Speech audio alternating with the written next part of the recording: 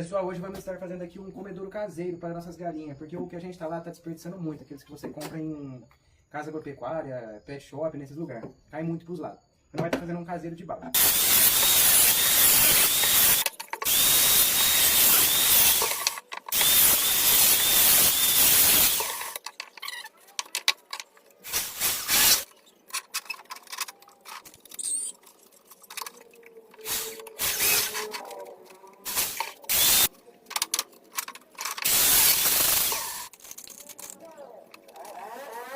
Pessoal, então é isso daí, olha só esse comedouro aqui, ó, desses que a gente compra em agropecuária, pet shop, olha só.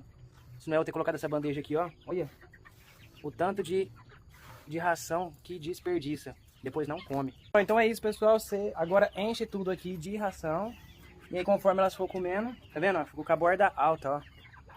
Então assim evita mais o desperdício, e conforme elas for comendo, a ração vai abaixando.